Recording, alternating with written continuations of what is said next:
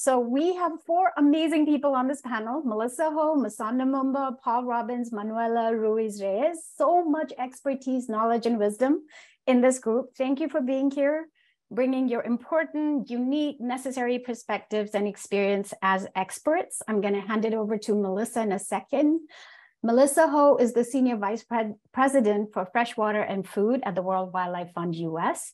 She leads a team working on place-based and market-based initiatives that aim to protect freshwater resources, conserve critical waterscapes and landscapes, and strengthen regenerative, resilient food systems.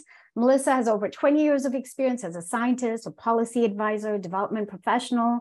She's worked for all kinds of organizations and institutions: Millennium Challenge Corporation, USAID, Gates Foundation, held several roles in the US Congress. Most recently, he's part of the National Academy's Climate Security Roundtable. So proud to call everybody in this panel my friend, and Melissa. Thank you so much, Melissa. I'm so grateful for you joining us and for moderating this panel.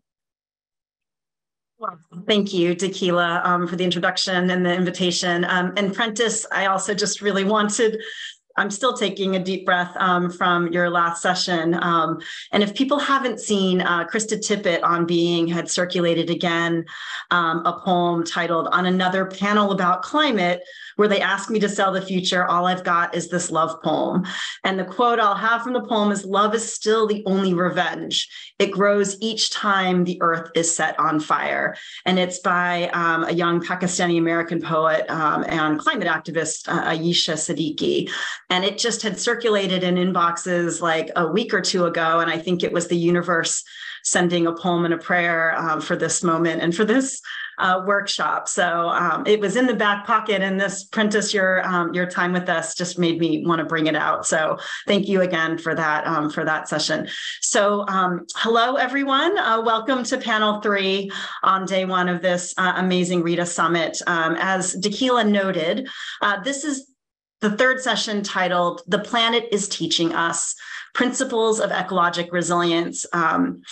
My name is Melissa Ho, as Tequila introduced, and I'm with WWF.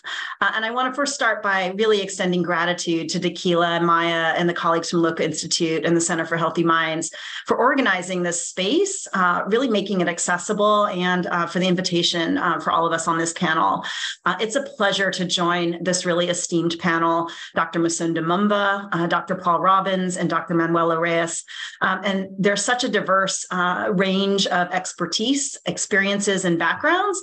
And I'm really looking forward to a rich exchange and sharing of ideas. And we have a considerable time to do that. So in this session, as Tequila noted, we are going to be exploring the concept and the need for planetary resilience, really zooming out from what was talked about earlier today, and the conditions and qualities for humanity to achieve it. We're also going to be delving into the themes of intersectionality between environmental and ecological principles with the social, economic, cultural, equity, and justice dimensions of planetary resilience, and why they are so critical to consider and engage together. We're going to have a dialogue initially with this panel around 45 minutes. We'll have a Q&A where we really will welcome questions from the audience. So tee up your questions and please put them in the chat. And we'll field them and then have a real, hopefully lively and engaging discussion between all of you and the panelists. I have just a few framing remarks, since we were able to use slides to really just discuss what are we talking about in terms of planetary resilience in the state. And so if it's okay, can I share slides really quick? And then I'm going to do a better job of introducing the panel as well. So let me just move to here. Can you see my slides? Yes. Can you see these? Yes, great. So this is our panel. I want to just quickly walk through. We have framed, I believe, RITA, resilience in the Anthropocene. It is definitely a climate challenge, and we, especially this summer and in the recent years, are feeling the extreme impacts of climate change. But at WWF, and I think for many working in conservation, it's not just climate change. It really is the degradation of nature, and it is an equal and complementary, if you will, threat intersecting with the climate change crisis. And so degrading nature causes all of these things that we see today. We attribute them to climate, but we also know that eroding and degrading nature results in extreme events. It also is drought, floods, wildfires, and of course, pandemics, which we've just come out of. And so this is really looking at the intersection of climate and nature in a place-based lens. And the increasing dark colors is where climate change is going to exacerbate the nature crisis, or the biodiversity loss and nature crisis. And that's really what we're talking about when I'm referencing nature. It is the loss of biodiversity and species. And that in turn is really the loss of ecosystem function. And so these are dual crises, and they are intertwined, not to say one's more important than the other, but that they're really related, and that often the interventions need to be designed to address both. And thinking of the impacts on communities and people also should be looking at both the nature and climate crisis. And we've seen this curve for climate, where we want to, quote unquote, bend the curve on GHG emissions. And that's a similar concept for nature. And the gray line you see before you is business as usual, where we are on a steady trajectory of losing a lot of the species on the planet, over 1 million in the next few years, if we don't stave off our consumption and our impact on the planet. The yellow line is if we were to implement conservation efforts alone. There are agendas such as 30 by 30, where conservation organizations have talked about putting aside 30% of the Earth's land and waterscapes into conservation measures, but actually not just through protected areas and conservation lands, but in a working lands approach too, in order to achieve that 30%. But we know that achieving conservation parks and protected areas alone is not enough to really bend the curve. And this is where the green line comes. We need to have changes in our production and consumption. And that's of everything: energy, agriculture, food, et cetera. But our team, and my team especially, really is looking at agriculture. And so these are numbers, and thinking of agriculture and infrastructure as really the two biggest threats in the world today, and really the biggest impact of human footprint. And yet we know we need these for sustainable development. We know many parts of the world need more nutrition, need more and better quality food, as well as better quality and access to energy resources.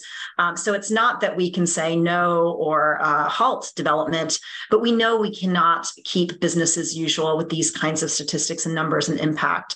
We have to change and transform food systems, energy systems, and the way that we live on this planet.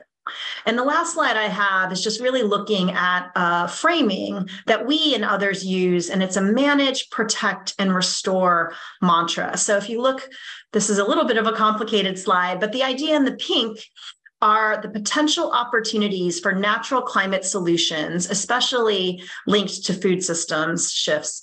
What the pink represents are if we could manage our production systems differently, farming practices, changing how we waste or prevention of waste and loss of food, so tightening up efficiencies in the system, changing grazing practices. All of this, if we could just change our existing production practices, we could have quite a bit of reduction of GHG emissions coming from ag. The green is really the protect piece. And you can see there also a significant portion, and IPLC Rights and Resources is really calling out the fact that Indigenous peoples and local communities remain the most important stewards of conservation and protected areas and biodiversity currently. And so really a key strategy for the health and sustainability of the planet is ensuring their rights and resources are strengthened and maintained, as well as other things in ensuring deforestation and conversion-free supply chains, et cetera, and other climate critical protected areas. And then the last blue areas are on what is opportunities on restoration. So with this framing, I just wanted to, let me stop sharing, really have the pleasure of introducing this esteemed panel. And you have links in the chat to their bios, but let me quickly do justice to their background so you'll know who is speaking to you and then the conversation we want to have with them. So let me first start with Dr. Manuela Ruiz Reyes, who is a Colombian ecologist and geographer and mother. She is currently the Colombian Partnerships Coordinator for the Frankfurt Zoological Society, where she focuses on the Amazon basin. Her professional and academic interests are in the intersection of social ecological systems, participatory conservation in complex scenarios and conflict zones, and feminist political ecological approaches. She serves on the Commission of Ecosystem Management of the IUCN as the co-leader of the Social Ecological Resilience and Transformation thematic group. Previously, she served with WCS in the Andean Amazon Piedmont region, working with indigenous communities and territorial management strategies. And she began her career with the National Parks Office of Colombia, working on family and community-based conservation strategies. Our second panelist is welcome, Manuela. Our second panelist is Dr. Masunda Mumba. She's the Secretary General of the Ramsar Convention on Wetlands based in Glan, Switzerland. She has over 25 years of experience in environment and conservation fields. She's served in senior leadership roles in the United Nations, including the United Nations Environment Program and the United Nations Development Program, working on a wide range of issues, including climate change adaptation, landscape ecosystems management and restoration, and nature-based solutions. And prior to joining the United Nations, she has worked for WWF in the NGO sector, and she's also served in the Zambian government previously. Welcome, Masunda. And our third panelist is Dr. Paul Robbins, who is the Dean of the Nelson Institute for Environmental Studies at the University of Wisconsin-Madison, where he guides the Institute's global leadership in addressing rapid global environmental change. Dr. Robbins has decades of experience as a researcher, educator, and author, specializing in human interactions with nature and the politics of natural resource management, specifically looking at issues related to conservation conflicts, urban ecology, and environment and health interactions. He's done extensive field research in the US as well as in rural India, where he's focused a lot of his work on the politics surrounding forestry and wildlife conservation. So with that, let me just welcome each of the panelists and throw out the first question to get us going so we can ground the speaker's remarks in their own experiences. So the first question for each of you, and we'll do a round robin of questions and then have a conversation to come. How do each of you, from your own lived experiences and professional and personal backgrounds, how do you define planetary and ecological resilience? And why is that so important to you in terms of discussing what we need for planetary resilience and for humanity's survival? So maybe let me start with Manuela and have you open it up from the community and concert and landscape perspective. Over to you. Thank you, Melissa. Hello, everyone. Thank you to the organizers of the summit for inviting me. It's an honor to be here. So I think to begin with Melissa's first question, I think we always have to keep in mind some questions which are about this panel and about the summit more widely. Is it about the resilience of ecological systems, or is it about human resilience to the ecological crisis? I think we'll be bouncing from these concepts and maybe not have straight answers to, but try to, with our examples, give some insights about this. So for me, a definition on planetary or ecological resilience would be the adaptations at different scales, and scales will always be important for me as a geographer, and answers to different variables that in the long term, and this means it is beyond our individual lifespans, and we will talk about this more during the panel, I think, will maintain and expand the current diversity of life and its spatial interactions. And here I could also be talking about the connectivity between ecosystems, but I will refer to space more widely also as a geographer, because sometimes it's also about urban spaces and how we're able to use these spaces to reconstruct, create, recover, restore natural attributes. So we will be also talking about ecosystems, but about spaces that we have to create with, even though they might not have all the attributes we wanted them to have. Why is it important, and how is this related to survival and well-being? Well, the diversity of life shapes or life forms, and this means from microorganisms to the richness of whale species. So this means the different sizes and the different ways of living on Earth. And this means the human adaptations to what is found in each environment, and how this is cultural knowledge or how this is creative knowledge that we have to generate currently, how this human creativity and the connections, and with connections, I mean communications, I mean sensibilities, I mean politics at different scales, cultures and languages that we have to connect. And with languages, I don't just mean, I mean, it's a wide range of things. It's not about just languages, English, Spanish, native languages, but about the sensitivity to, I don't know, techniques even.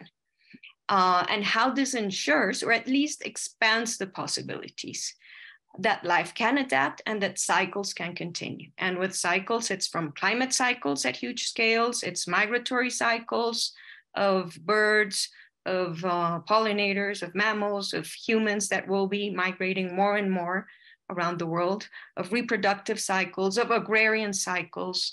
So I'll leave it there, and then we'll go into more concrete examples. Thank you, Melissa. Over to you. Thanks, Manuela. Let me turn the same question over to you, Paul.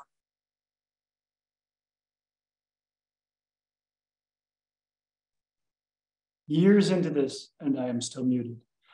I want to say what a huge honor it is actually to be here with Dr. Mumba and Dr. Reyes. So I'll try to keep my remarks brief so you can hear more from them.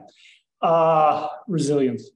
So why do I like resilience? If I could define it, I probably wouldn't like it as much.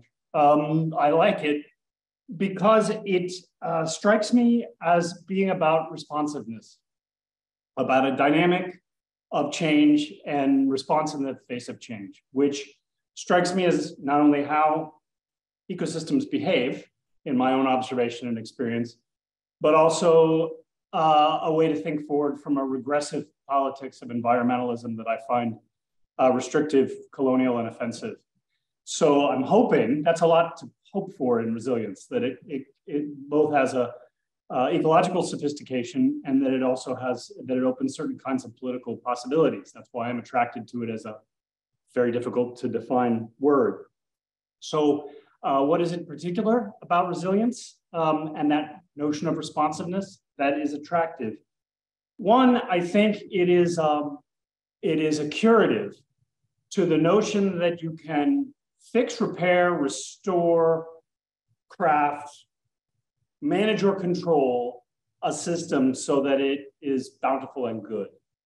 That is, that it can be placed in a state or returned to some moment or place that is better, natural, superior, perfect, ordained. That is, in my opinion, how many of my brothers and sisters in the environmental community, as inherited in the North American context from a largely Anglo middle-class tradition, came out of the 1970s thinking about the environment. And it's how I was trained to think about the environment as a kid, as part of the Ecology Club in 1974 or whatever, that was what you were trying to do, save nature, for God's sake. And I think that leads, it's of course attractive, and I owe it my own life experience that brings me here to be able to participate in something that I hope is better than that. But it first is ecologically naive. Systems are dynamic. They are responsive. They don't stay the same. And in the face of catastrophic climate change and a biodiversity crisis with 1 million species on the brink of extinction, a resilient system, or to imagine a resilient system is to imagine a system that can respond to the crises around it, a socio-ecological system, that it's responsive, that it's changing, and that you allow it to change. That strikes me as ecologically sophisticated, and it responds to the politically regressive notion that you have to restrict, bound and control nature or a socio-environmental system or a traditional way of life or a system of knowledge that is alien to your own. I think those two things go hand in hand. I think a certain kind of traditional way of thinking about the environment and a certain kind of politics is simultaneously regressive. And I hope that resilience as a flexibility is a notion that's both politically and ecologically more generative and allows for a certain level of uncertainty, dynamism, and change. So I like resilience. But if I define it more closely, I might find some things about it that I find problematic. Well, thank you. More generative, dynamism and change, and antithetical to restriction, bound and control. So that's super helpful. Over to you, Masunda. Thanks, Paul. No, thank you so much, Melissa, and thank you so much to the organizers. Can you hear me? Good evening from Switzerland. It's a little bit late for me, but I'm absolutely excited to be back and really connecting with Tequila and many of the organizers for this summit. And I want to build a little bit on what Dr. Ace and also Dr. Robbins have really spoken about. And for me, I'm just going to anchor this into what has been my experience growing up in rural Zambia and having a very interesting heritage of coming from a beautiful rural landscape where I was very shocked as a teenager visiting the capital city and seeing a whole field of maize. And I was like, what is that? And seeing a monoculture growing and thinking what I see every day in my hometown where my grand aunt takes me to the field at 5:30 in the morning is a mix of beans and plants and different other vegetables and worms coming out of the ground and different swallows, flying in the sky and this element of connectivity. And what I see as resilience is also very much anchored in values. What are the values of that space, of that community, of that collective? And I want to build a little bit on also what Manuela said, how do we look at these spaces in the ability to bounce back? And I'll talk a little bit about this a little bit later on. And thank you so much, Paul, for touching a little bit on it. Sometimes the arrogance of humans that somehow we're in control. And now we're learning differently on how these systems have been, very different and very complex and really our levels of manipulation are beginning to bounce back. I want also to mention that I was very fortunate to have been involved in one of the sort of multilateral space on putting together the UN Decade on Ecosystem Restoration. But I remember mentioning within the UN, and I think everybody freaked out because I said actually in my language, in my native language, Bemba, and also in Xhosa, which is my mother's language from the Eastern Cape, the word to restore doesn't exist. What existed was the word healing and the word recover, the word that is kind of circular. What are you restoring? What are you killing? What are you destroying? Because that, in essence, the English word restore implies that somehow you're doing something with anticipation that you somehow are arrogant enough that it will rebuild back or it will bounce back.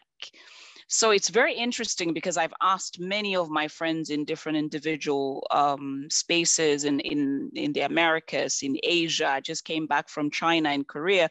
And I kept asking everyone, is there a word to restore in your language? They're like, I can't think of it.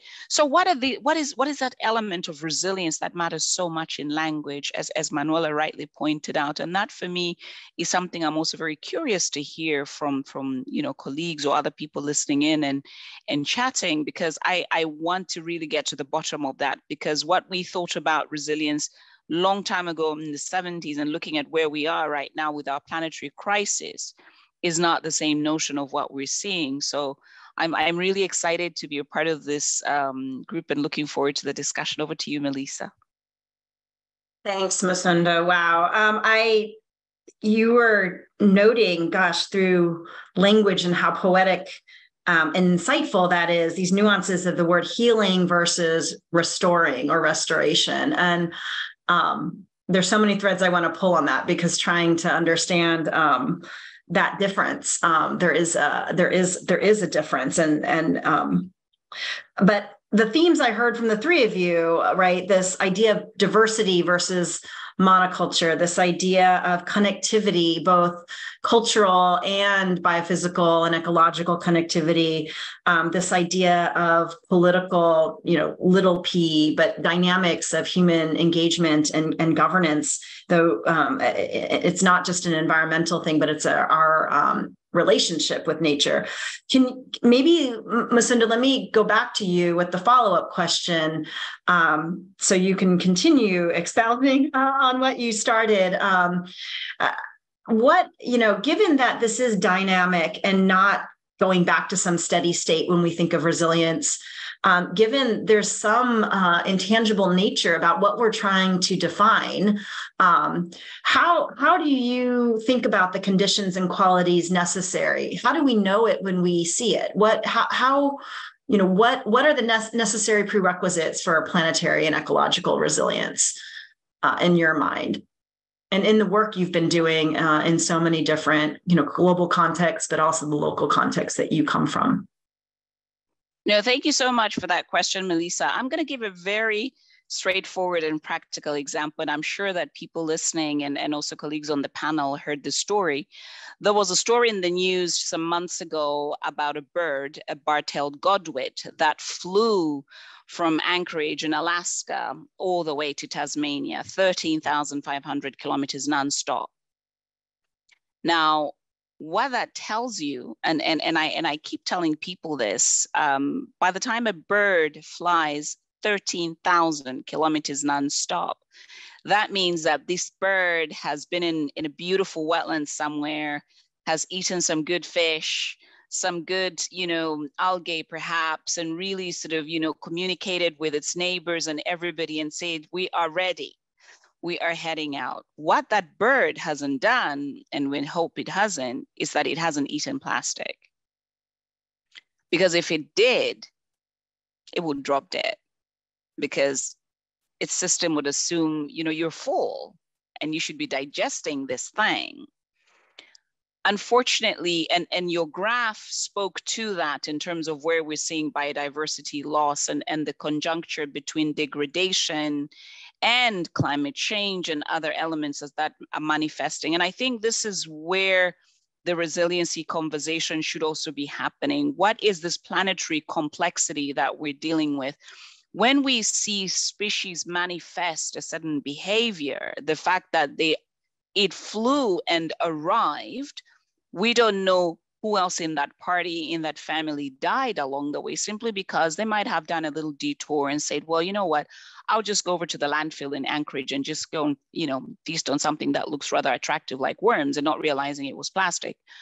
So all this to say that that in itself is a manifestation of somehow the environment from where it's coming from. However, and I'm glad that Manuela is going to touch a little bit on that. I mean, the chemicals and things that these species are carrying along, mercury and others that they're transferring from one location to another, and then compounding the resilience of another issue. This is then begins to speak to the issue of connectivity and the fact that we are a very interconnected and very sophisticated planet. And as such, as humans, the power of listening, and I think this is also the art that we've kind of lost. So one aspect that I want to talk to is the element of listening. And the issue of patience. We have, when someone said a few years ago that our attention span is worse than a goldfish, it is true that, we're so impatient because we want to see change now. And yet systems take, nature takes time for that germination, for that movement, for that decision to fly those 13,000 kilometers. It takes patience, it takes reflection and things that we may not even understand. And that for me is also, how do we also begin to have a lens into the planetary health and the resilience of a system from the lens of patience and also from the lens of listening? Because sometimes that's where we miss, and it's back to Manuela's point on language. you know, in that element of listening, because we're so very much in a hurry. You saw what happened with COVID, how everybody was just like, oh my God, you mean I'm just going to stay in the house? I'm not even going to go out to the neighbors. I mean, that in itself already created a complexity. But I want to end there and just hand over to you, Melissa. Over. Thanks. Wow. I love the story you gave. It's that species themselves are the bellwether of whether or not the planet is doing well. I think that this biodiversity loss is sort of not just the canary in the coal mine, but it's nature crying out that we're not in balance when we're losing so many species. So that was a great story about the flight of the bird from Alaska down to Tasmania. And then patience and time and the timescales we expect change. And then what I also heard you say in some ways is no silver bullet. These are systems changes and we want fast answers and we don't get them. Since you mentioned pollution and the chemicals, maybe Manuela, can we move to you? And maybe you can also share from your experience, how do you measure the conditions and qualities necessary? What does success look like in terms of achieving planetary and ecological resilience? Okay, thank you, Melissa. So I think to approach this question, we also have to see, okay, are these conditions and qualities about human interactions, or is it something we want to see on ecosystems and on the way we describe what is going on? So if resilience is a human skill, or is it an attribute that we want to observe on natural systems? And can it be both? I guess, again, this is what brings us together in this summit.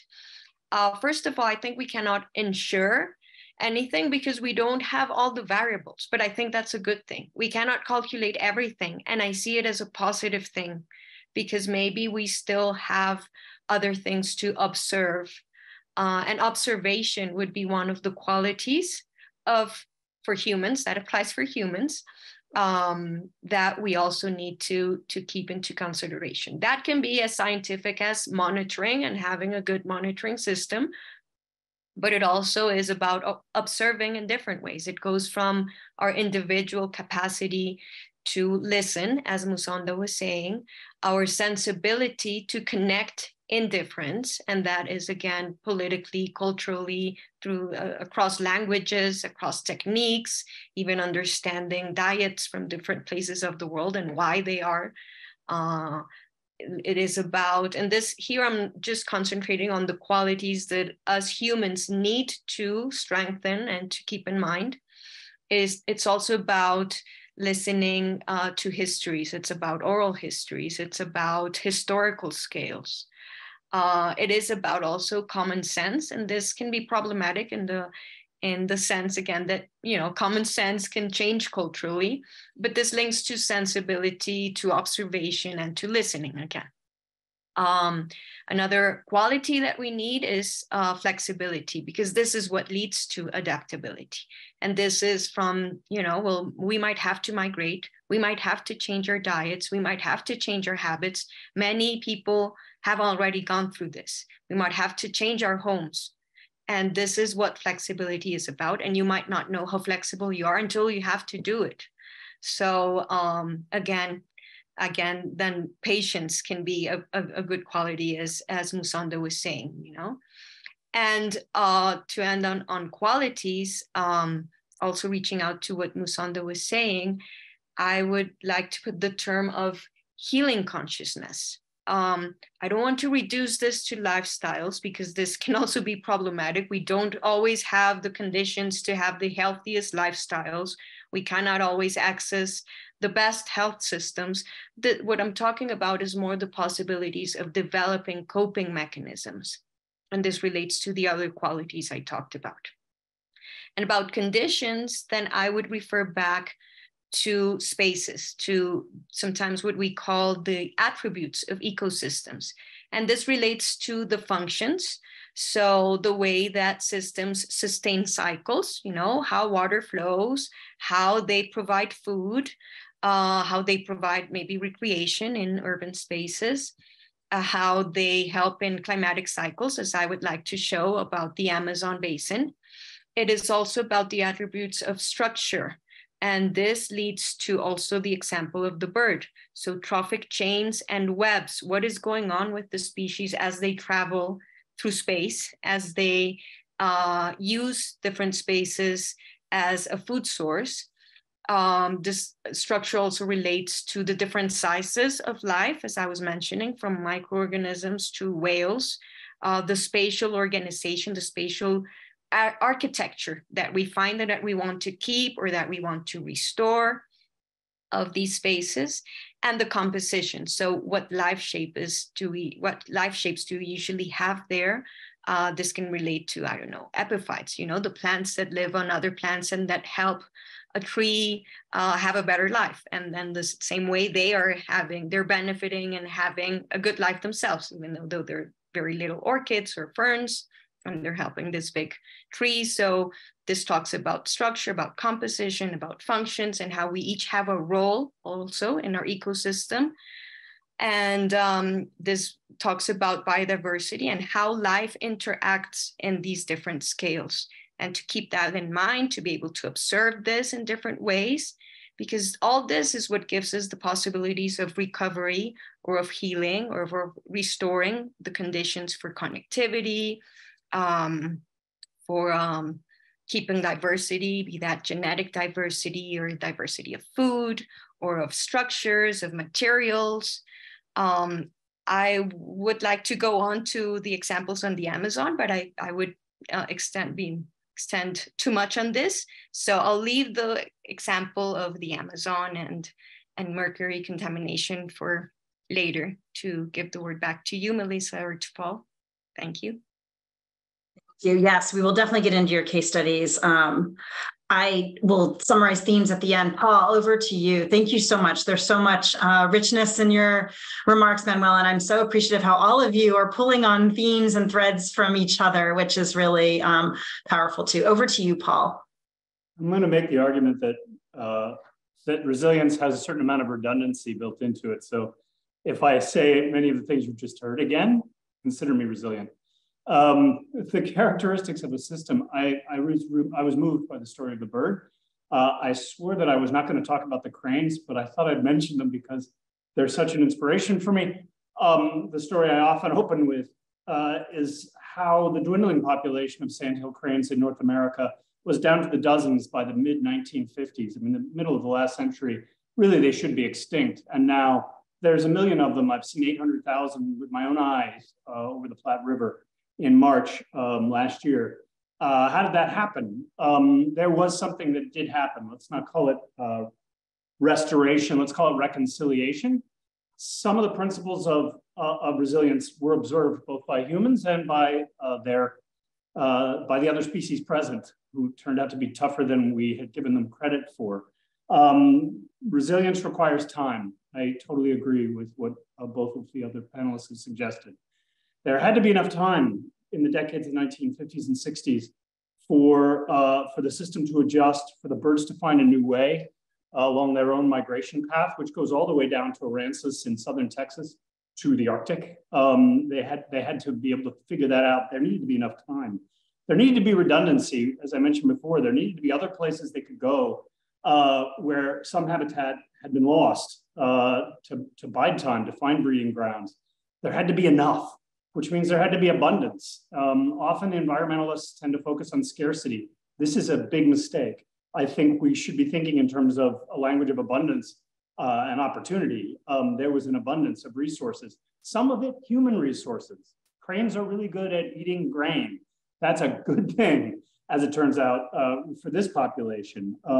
And there has to be connection between those Arctic breeding grounds and Aransas and the Platte River, right in the middle of the United States, in the middle of agricultural development. All those things: time, redundancy, abundance, connection. Those are the principles of resilience, and they're the reason we can now still see the sandhills, 5 foot tall, flying birds. It is miracle creation.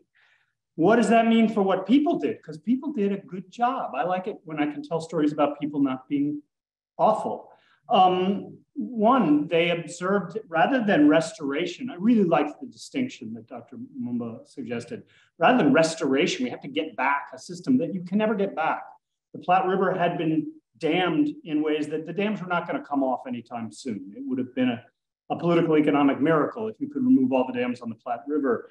Instead, you reconciled yourself to the political economy of the Midwest agrarian system, and you took control of parts of the river and scoured them the way the river used to scour the Platts Basin. That's done by people now. The removal of the brush to expose sandbars to provide the migratory pathways for the birds is people putting their hands on the land, gardening the land rather than seeking to control it in a way that reconciles human presence with a changing system rather than trying to restore it, fix it, or engineer it. Reconciliation rather than restoration, gardening, I suppose, rather than engineering. And then when things don't quite go right, and they never go right in conservation, in my experience, they go wrong most of the time, to have the flexibility to be able to change all the time. So what are those elements? What makes things work, I think, are respecting the time, redundancy, abundance, and connection needed for a system to be resilient, and then to be supple and bend like a reed for people to be able to reconcile what they do with all the changes in those systems. And finally, this was in a wealthy context, a North American agricultural industrial context. But in most of the world where I've worked, that really does mean abundance for people. It means providing the opportunities for people so that they can be flexible, so that they can, that flexibility that Dr. Reyes stressed is so important. And that means people have to be allowed to have that flexibility instead of constrained. The abundance has to be stressed rather than scarcity, freedom rather than control. All those things and people are good then at reconciling themselves to the world around them if they're given the space to do it. So I don't remember the question. I think it's what are the elements of a resilient system? Those feel like it. So in other words, what the other two panelists already said, but with cranes added, I guess. Thank you all. That was a wonderful example. And I actually appreciated you helped me in real time put a fine point on this distinction between healing and restoration. And it's along the themes all of you have been putting forward, where it's not putting it back to the way it was and trying to control the past, but it is allowing for the dynamism and still allowing for the need to bring balance back. And there is the healing piece is making sure that species and the connection is there, but it may not look like what it used to be, and it's an absence of control. I think all of your qualities across the three, there's so many intersections, this idea of patient listening. You didn't use the word honor and respect, but I do think that was implicit in all of your talks about thinking about the relationships and also old ways. And this healing consciousness, this humility to have and bring. You all talked about complexity as well, and trying to really understand that, and again, honor and have humility, and with that complexity needing flexibility. I think the interesting thing for me, you also specified really what humans need versus what ecosystems need, what conditions need to be right for us to achieve planetary resilience. It's so interesting to me. These are all, I hate this term soft skills versus hard skills, but these are all qualities versus, in a WWF where we're a science-based NGO, we would have said things like, we need more capital, or we need more technical assistance, or we need more, mapping and science and data to inform decision-making. And none of you said that, not to say that's not important to you, but you talked more about more existential and fundamental qualities and skills that we need as humanity and as, whatever angle we're coming at trying to address the planetary crisis. One thing I think was implicit, and this is a little bit of a curveball because we didn't talk about this in the planning of this session, but I wanted just to do a round robin and explicitly ask you all, where do values and beliefs and sort of shared vision come in when you've got a range of stakeholders on the landscape And sensibility had come up, common sense, sensibility, which I loved. Even Paul, you mentioned in your remarks the idea that making sure there was space. And you didn't use the word enabling environment, but that's sort of a shorthand, but just the space and the ability for people to basically do the right thing. And they would if they were given that space. There's a presumption that there's shared value over what we're trying to achieve in terms of planetary. And that's where sometimes I feel like we're still at odds. So could each of you speak, about how do you achieve that, and where do shared values or beliefs, and not necessarily religion or values in that way, but how do we know or align communities and stakeholders in that? And what is the role of that in your experience? Sorry, it's a curveball. And let me open it up to whoever would like to talk about that, or we can move on. Maybe I could speak a little bit to that. Having being involved in the United Nations and having worked within a multilateral space.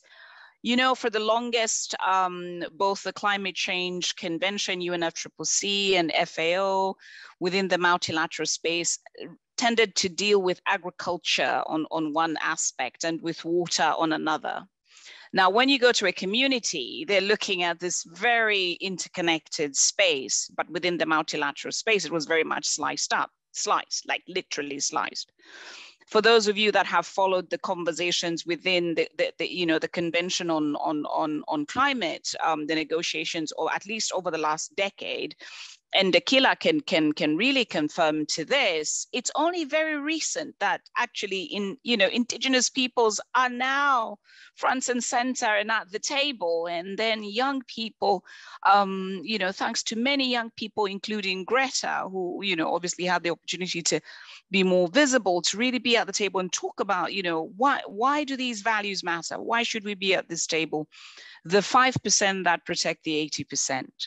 Now, I want to talk about, yes, the United Nations is an important process. And I think the intentions of what it, featured in the 1940s was critical. And as a convener, convenes, brings everybody to the table, but sometimes a little blinded with what's actually happening in the world with these indigenous traditional value systems.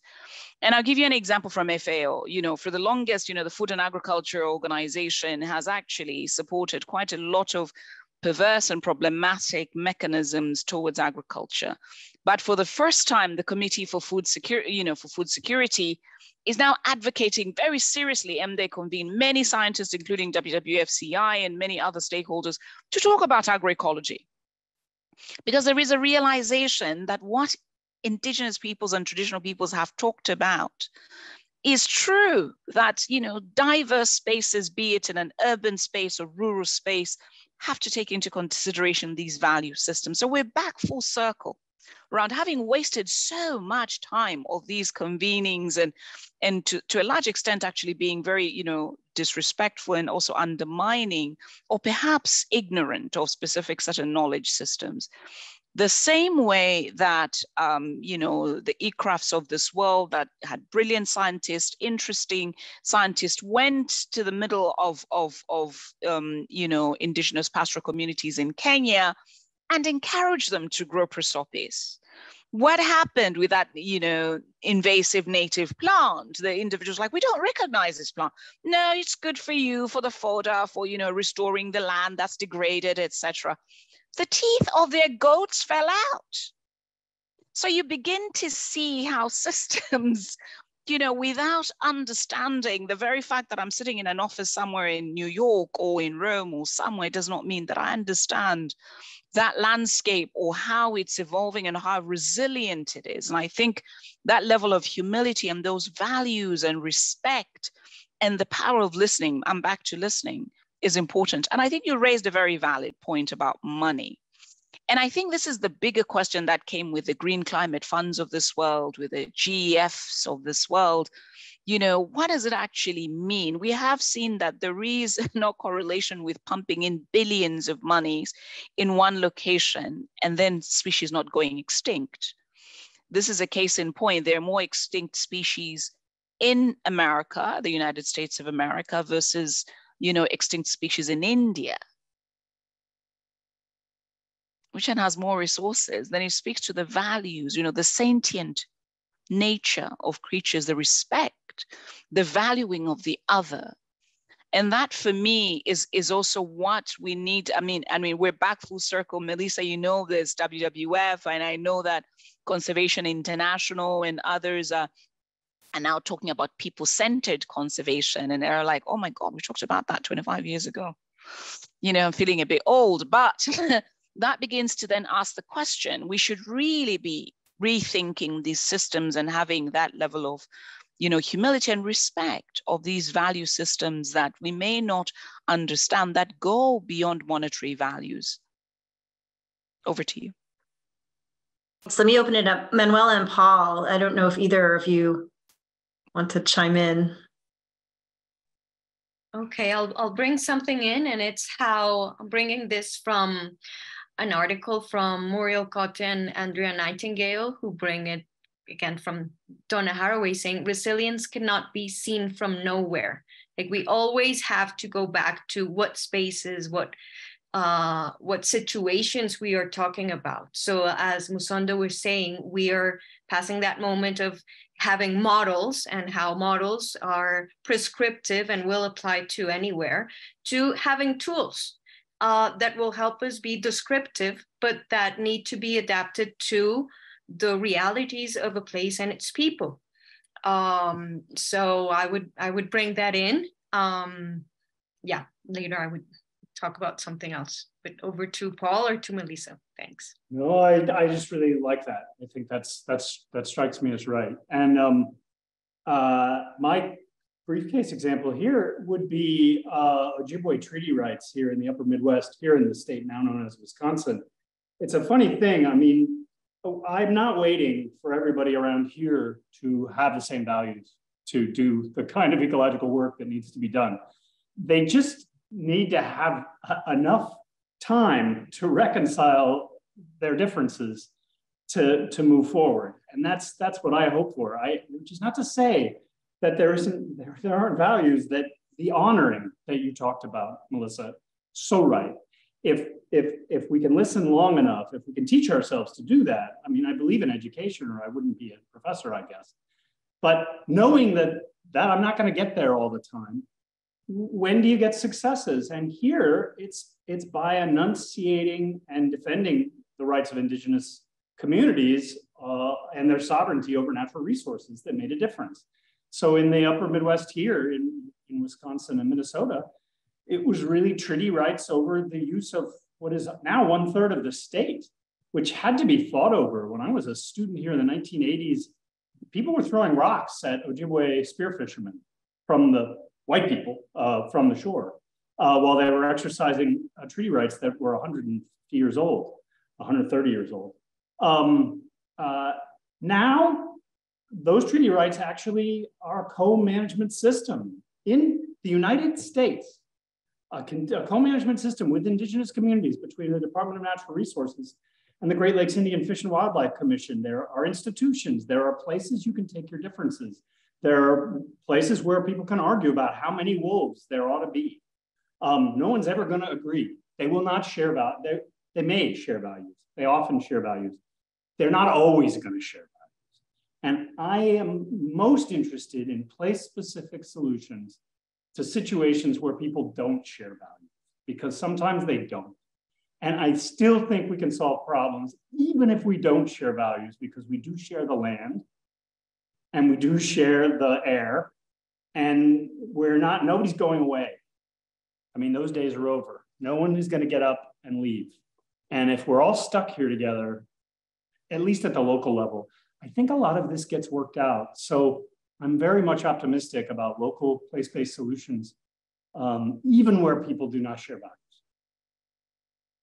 Yes, and there was a appreciation of the local place-based solutions in the chat. And just for the audience, I want to note, I am going to get to your questions. So please, thank you for those that have already submitted them, and I will definitely pick them up and we will turn to questions in just a moment. But wow, this is such an interesting conversation for me, because literally in real time, I'm processing the nuances of language, my own language, and sort of my own sloppiness in thinking shared values. There's also this piece around shared vision, and that I think the superpower of WWF, for instance, is we talk about facilitation and bringing wide range of stakeholders together. And I don't know that the goal is about having everyone have the same values, but instead it's translating it to meeting people where they're at. And it really pulls on the themes that Musonda and Manuela have talked about: deep listening, understanding, humility, but then reaching people where they're at, translating a shared vision into different values that are of all the stakeholders in order to think about what solutions might be at a landscape level. It's not necessarily about having everyone have the same values. It might be more about creating a shared vision.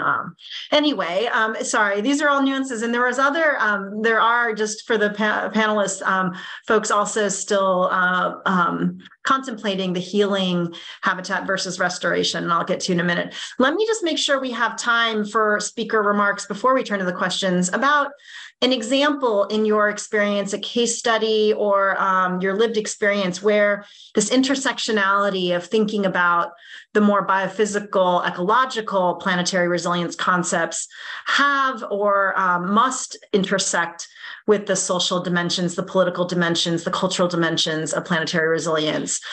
So let me turn it over to you all. And Manuela, maybe you want to start and draw on some of your work, and then we can turn to each of you. Thanks.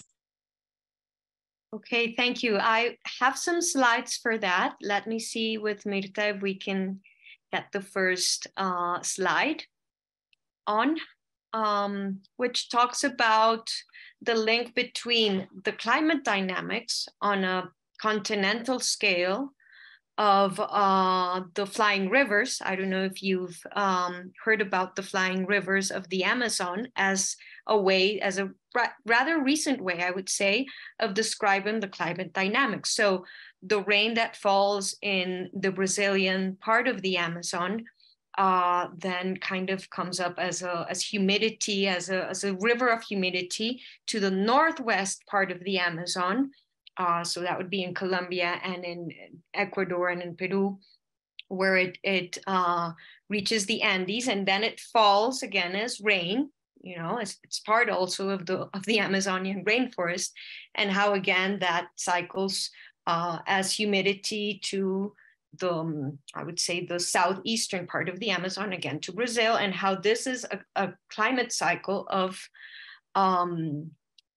continental dimensions at that scale, but how this is related to the cultural dynamics of the Chagra with a G, as we say it here in Colombia, is the food garden. It's the traditional agricultural system of the Amazon. So we have two beautiful drawings here from a publication we use to explain climate change and the cycle of the carbon cycle in the Amazon. So the Chagra agricultural system is besides the hunting and the fishing, this is the other part of the food system in the Amazon.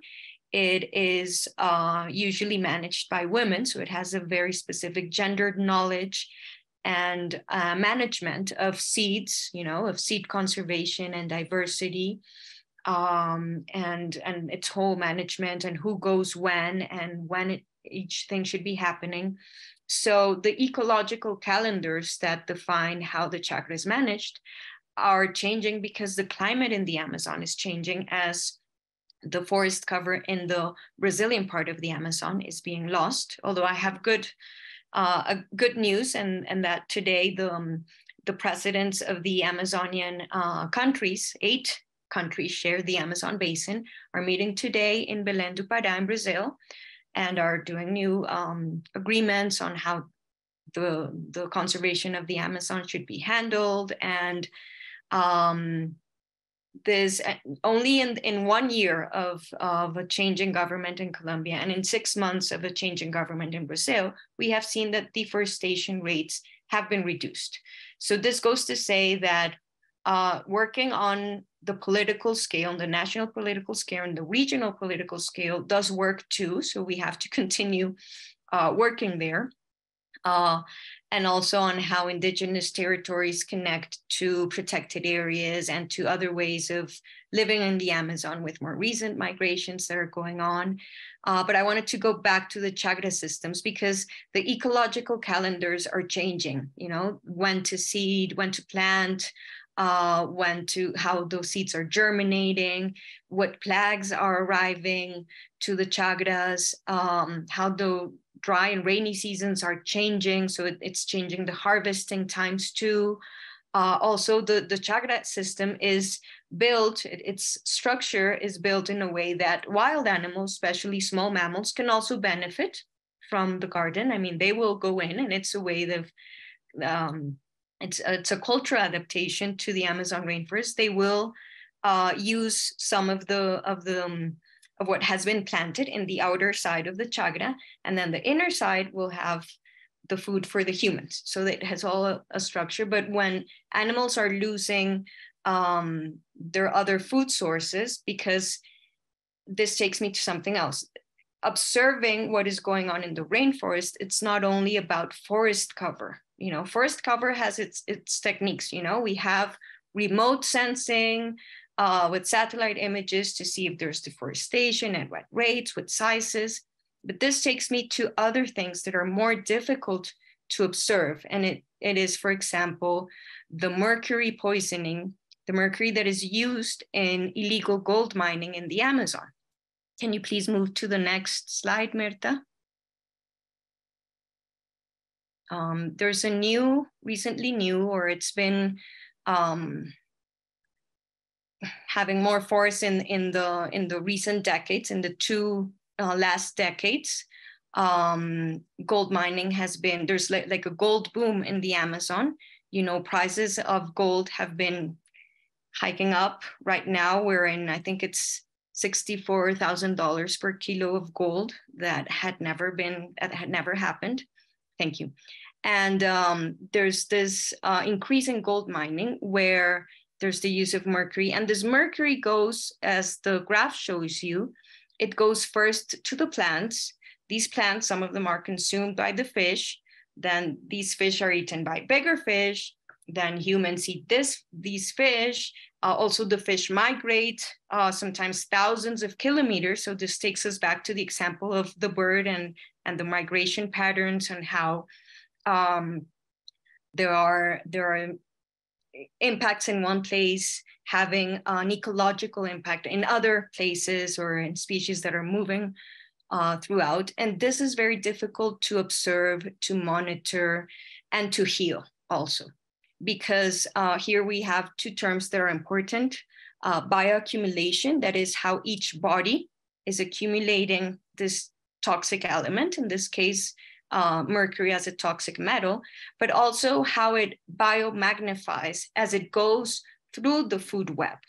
So whatever was in the plant then goes to the other fish, and so there's mercury adding up, and it adds up along the food chain, and it biomagnifies. And right now we're finding indigenous people in the Amazon with really high levels of mercury poisoning. So it's like another Minamata that is going on in the Amazon. And this is difficult to observe and to monitor. And this relates to how ecosystem health is related to human health. And it will be not only, let's say its impact will be through the migration pattern of fish, but it will also be intergenerational, because mercury poisoning can have deep health problems that will move genetically. I mean, generation to generation. We're having babies being born with mercury that has been transmitted through their mom, who ate fish that had a high mercury level. So this talks about how we need to talk about healing systems through generations and through spaces. Maybe the next slide can give us also a context about gold So this is something that cannot be only handled in the Amazon, with treaties in the Amazon or with good management from indigenous territories, because the people doing gold mining, they're not, the miners are not artisanal miners. There's big capital behind this. Like to put one of these mining structures in a river, in one of these small rivers that are in the Amazon, takes a lot of capital. This is not artisanal miners. So this is related to transnational crime. And this is also related to gold laundering. And this is related to demands of gold, maybe even in Asia, where women have gold as an asset that they want to inherit to other generations.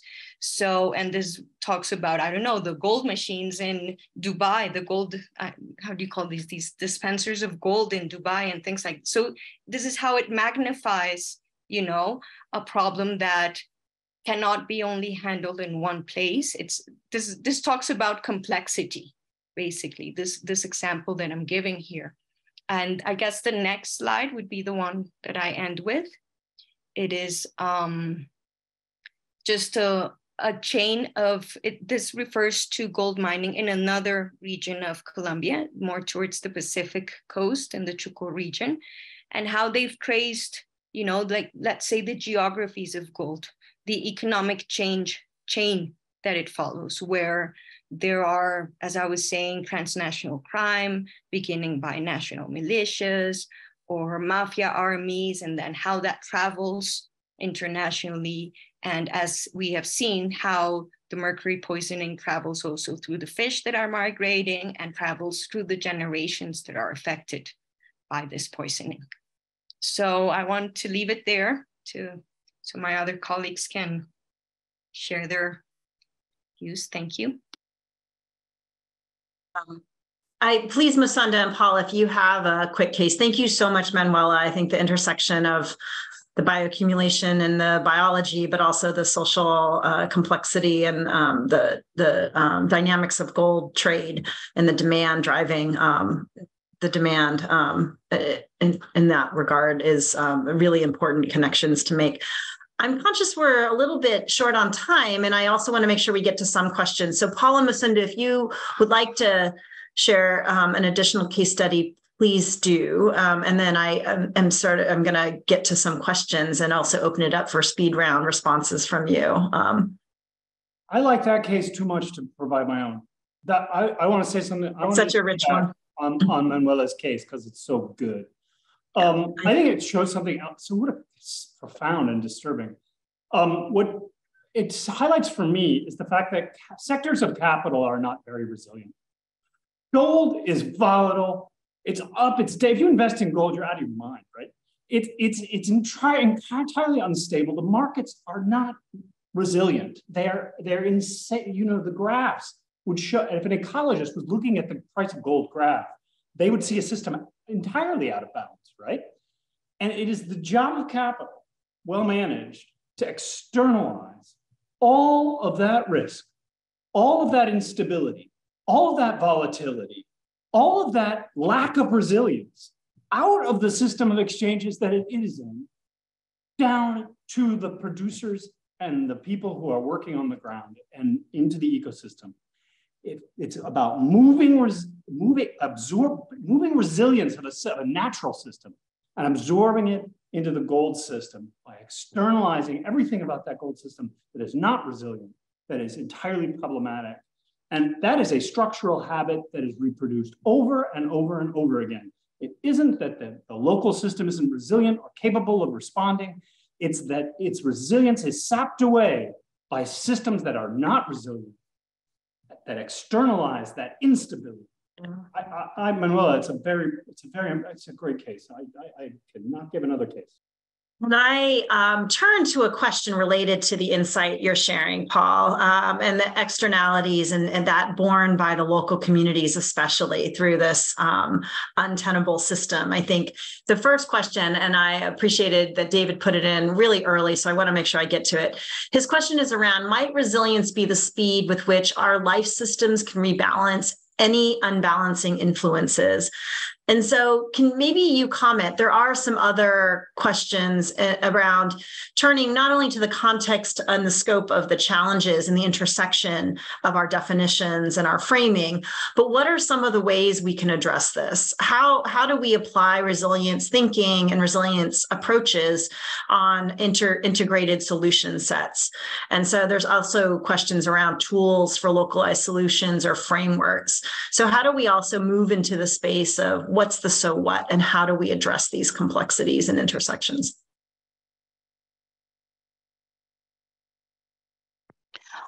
I want to react a little bit to David's question, and I think maybe by giving an example. And Manuela, thank you so much for that really important and critical example, and I think that shows to the element of intersectionality.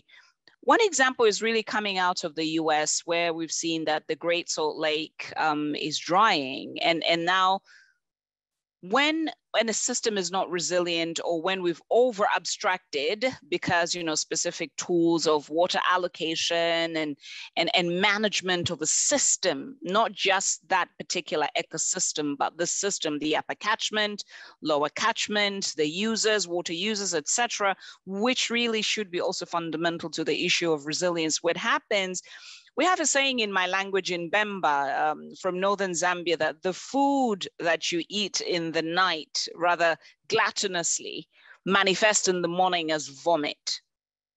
Now, what the behavior of putting toxins in the lake and what has happened, over obstruction and severe droughts suddenly showing up, have dried this lake system. Now, the cocktail of toxins at the basin level that now come as dust are killing people. So it begins to tell about this element of security. And for true, yes, David, you're right. I think the element of resilience, thinking through resilient systems, is something that should be at the table at every level of governance systems, be it the communal level, be it the, the county level, be it at, how do you look at all these? And Melissa, this, I think, from WWF, in terms of how we looked at different policies, especially water policies, and referencing user groups and different, mechanisms and structures of conversation and building resilience.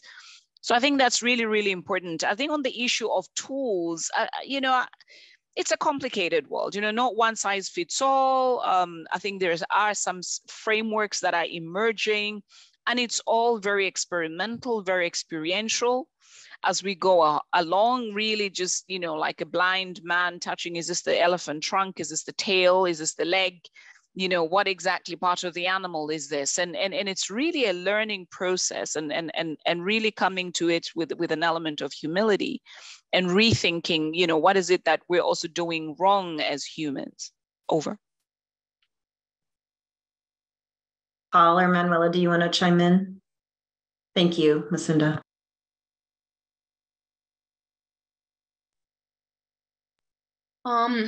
Maybe about intersectionality, I also wanted to mention how this issue of gold mining needs to bring our attention to young men, because they are being recruited by militias because they know how to move through these rivers, because they know these ecosystems, because they know how to fish, because they're strong, their bodies are strong, and they're being recruited for the militias or for the mining economies. And as happens in different economic booms in the Amazon, there's a lot of power dynamics going on.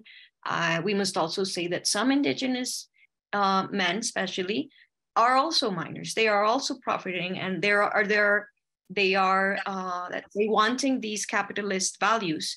And there's other people in the community, the elders, the women, perhaps other men also, fighting against this change of a value system that is going on. So we really need to see how we can, how these young men can go back to valuing their cultural system, to maybe how conservation projects can help them have dignified jobs and economies where they can help, heal, monitor what is going on in these communities. So we need intergenerational communication, you know, again, listening, observing, being sensible, hearing the oral histories of the elders, using the techniques that, you know, how to see water qualities, how to monitor what is going on with the fish. There's exams that can be done to people to see their mercury poisoning and what needs to be done about this. There's connections to other communities in the world where this has happened, in Minamata, in North America. So again, we need to connect, to communicate about this. I'll leave it there. I think I had other insights. Pull on another question. You mentioned historical injustices. There are a couple questions with this theme embedded around, there's one specifically very beautifully worded around thinking about healing a habitat versus restoring, and then the idea of scars left from healing. How do we learn to see the scars on healed habitats so that we don't forget they are not what they once were, but at least they are healed for now? And since we're talking about work beyond our own lifetimes, how do we not move on and forget, you know, any of the history of the landscape or the people on that landscape? That is such an important piece of the story and the longevity and evolution of that landscape. How do we ensure that that learning and history is conveyed? And there was another one related about, you know, thinking of approaching people with different value. Let's start with this one, though. And I'm also conscious of time that I'm going to do a round robin with you all about takeaways for the so what, and how do we think of what solution sets should look like in a high level closing from each of you in our last 5 minutes. But let me turn to thinking of keeping the history and this notion of healing alive. Truth and reconciliation. So I know that those procedures, as formal procedures in the African and Central American context, were not always successful. And I know that they have fraught histories, and I know they're problematic. I use them very loosely and metaphorically to suggest that conservation, as a practice of working with the non-human world in a way that is constructive and has justice, requires more truth and reconciliation. That we have to acknowledge, I love the metaphor in the Q&A of the scars, that the genocide that attended the attempted removal of people from the place now known as Wisconsin, where I'm sitting right now, and the loss of those species are tied together. And we can't just say, oh, well, we'll all sit down at the table, share values, and bring all those species back. Those scars have to be attended to. And I think that we need a more deliberate process in the conservation community of acknowledging the violence while we together, because we're stuck here together, move forward to attend to our non-human neighbors. And I don't think we've gotten there yet. Maybe WWF's got an answer now. I'm waiting to hear it, but I believe that some kind of process of truth and reconciliation is prerequisite to resilience. Ginger, Manuela, thank you, Paul.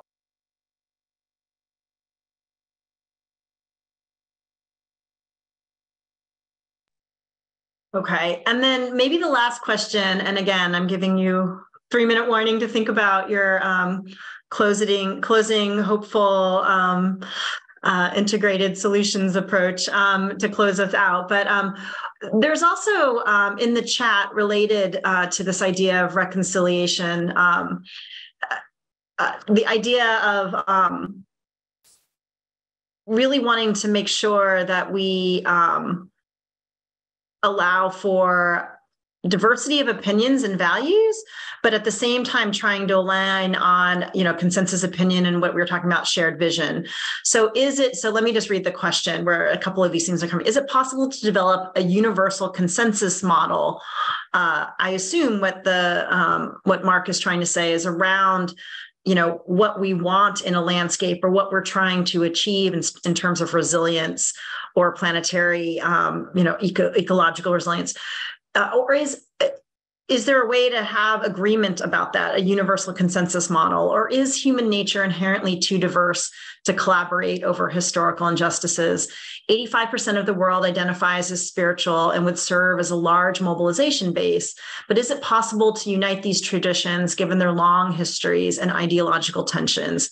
And then he goes on to, take different examples of spiritual leaders to think about how do we bring folks together towards a common end, even if we don't all have the exact same shared visions. And we have a lot of scars that need healing and need acknowledging, and we are not always want to acknowledge them across different groups.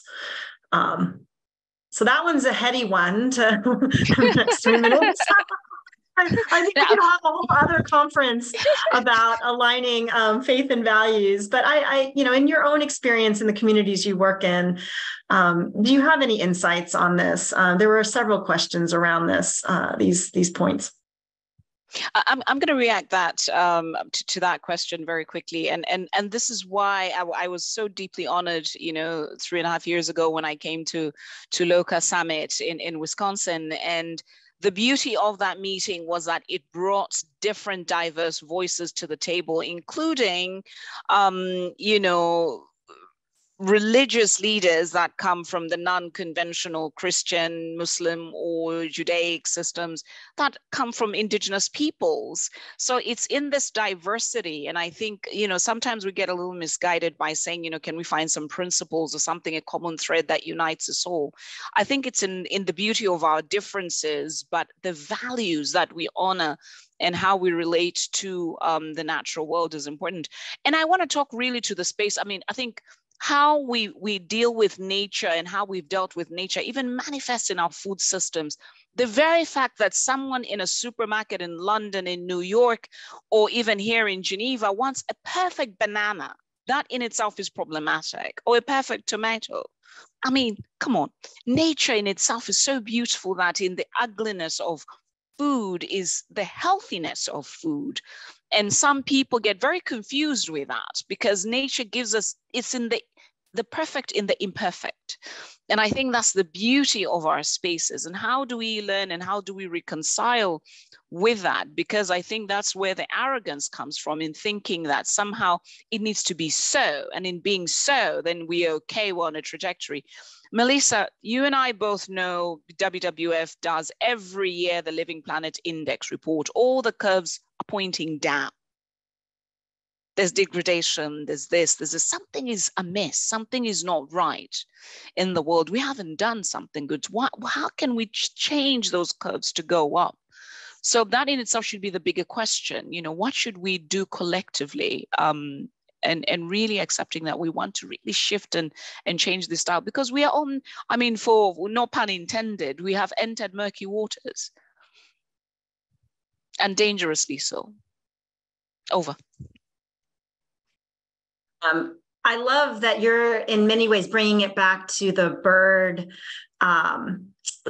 example you gave, where that is not the canary in the coal mine, but that is the bird that is, representing the diversity of life on Earth and what's at risk if we lose that. And this constant decline in nature and species is just representing the decline of biodiversity and ecosystems function, which is really about, not the planet's survival, but humanity's survival, because we depend on nature.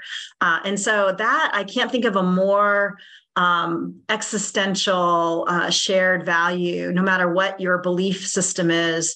But our humanity's, survival depends on coming together and coming up with these solutions. So Macinda, I think you just summarized for me, putting it together and relating back to many of the examples and stories that we've gotten, and insights from Paul and Manuel as well. Can I have us close out? So can each of you provide, something to give the audience hope. And, Brancusi says, the sculptor says that simplicity is complexity resolved.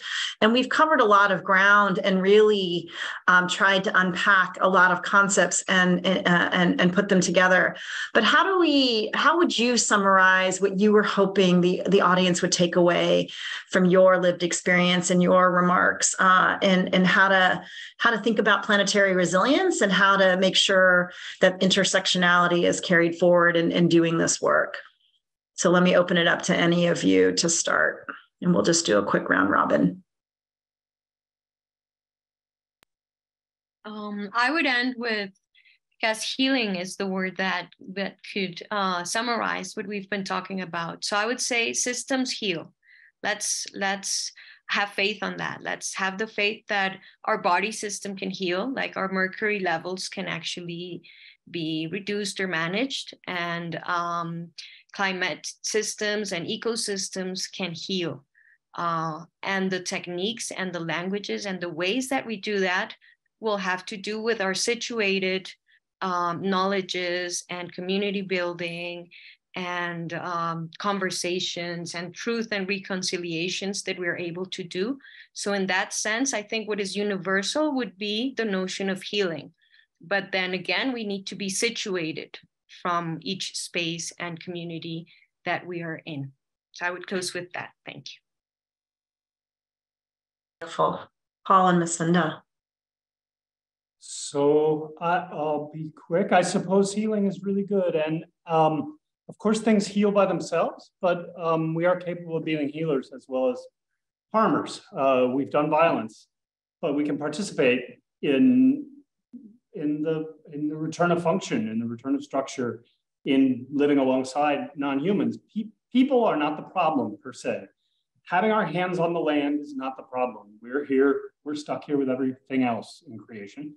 And I think if people think of themselves as generative and gardening and a participant among many, there's a role for people instead of always the villain, always too many of us, always doing the wrong thing.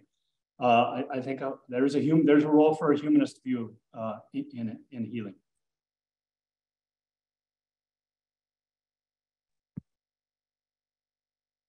No, thank you so much. I just want to close really by just saying that I just came back from Shenzhen and Hong Kong, and for those of you who've been there, it's two big cities, and in the middle of there's a beautiful wetland systems, Mai Po, which is managed by WWF Hong Kong.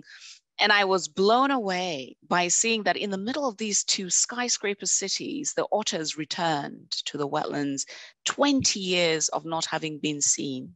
It was stunning. And it was just so refreshing that even as we build around, but we try and save that is precious to our very survival and the survival of other species, it really gives me hope that the very fact that these species have returned is that we're doing something right.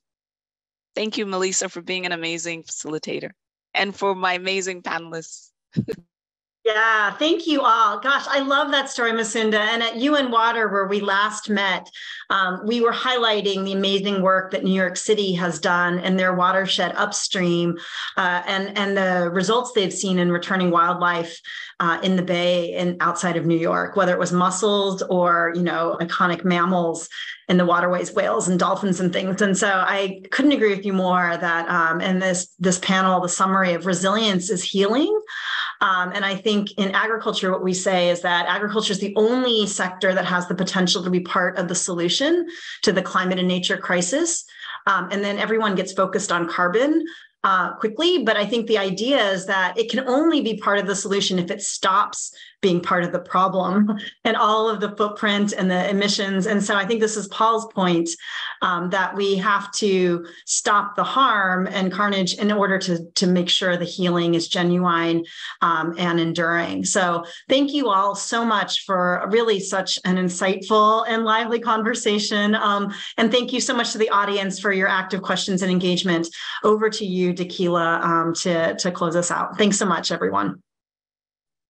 Thank you, all of you. That was so incredible and powerful. I kept thinking there has to be one quote I'm going to settle with to close us out, but I have about 40 quotes in here. I think the most powerful and important thing we take away is that resilience is healing.